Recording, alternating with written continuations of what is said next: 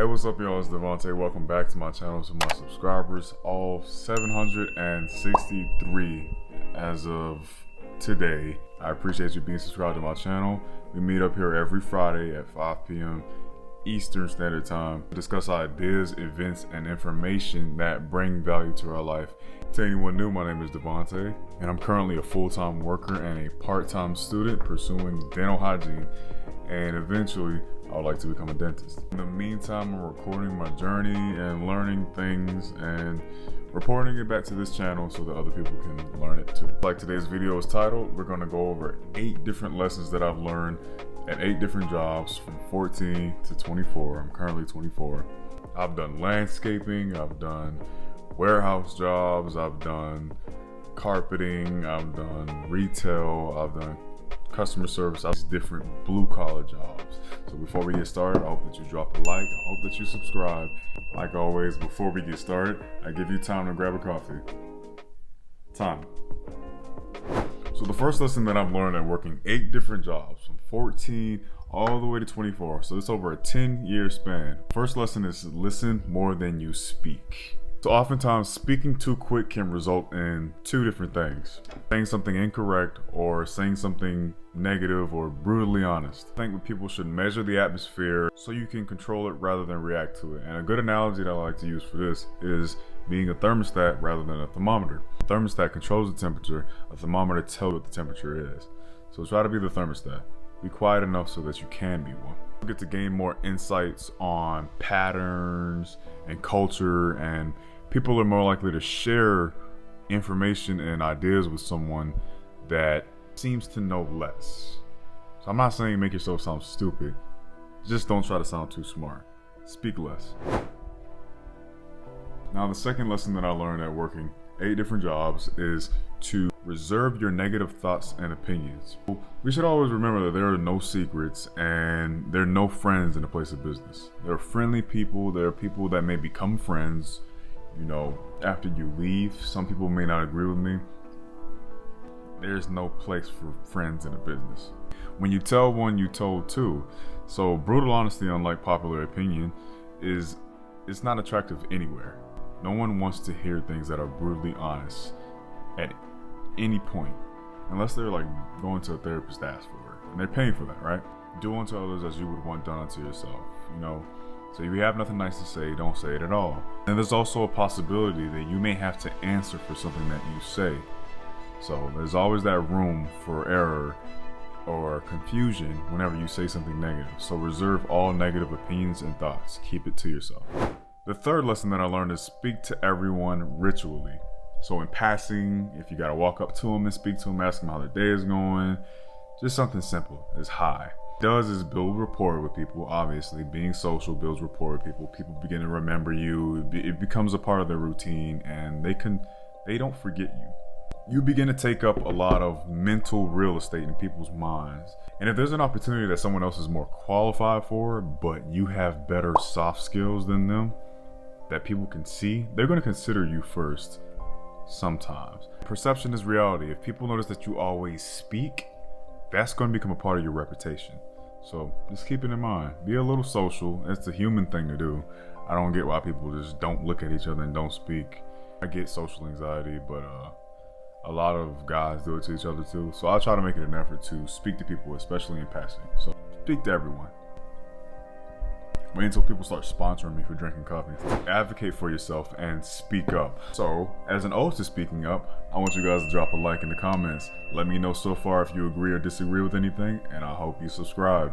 Speak up for yourself because no one else will. No one else will notice, or they rarely will notice if you need help with something, or they rarely will care. If there's someone that you need to talk to for an opportunity or a concern, you need to voice that. Seldom do opportunities just fall in your lap. Like, even if you're an outstanding hard worker with even all the social skills, you need to be in the face of people that can give you those opportunities. Some people are in positions simply because they asked.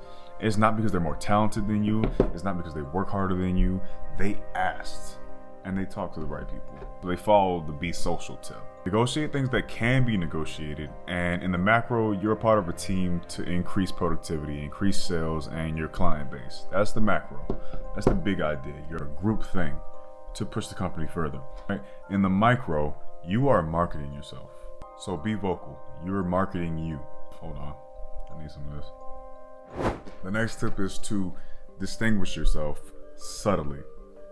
Now, the brightest stars burn quick, so you want to make sure you don't overwork yourself, but do more, honestly. I mean, people don't want to hear that, especially in lieu of the recent trend to quiet quit and all these different things. But do more, and just as much as you can, be reliable. This goes into your reputation, but do it subtly. Don't try to intimidate people by being the iron fist in a velvet glove without the position to go along with it. You know, nobody likes the passive aggressive, bossy person that's not the boss.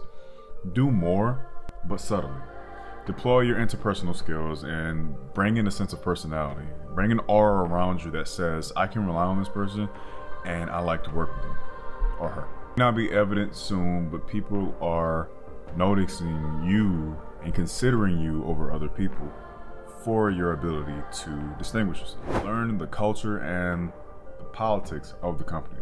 How do people move up? How do people usually get fired or demoted? How do people get written up?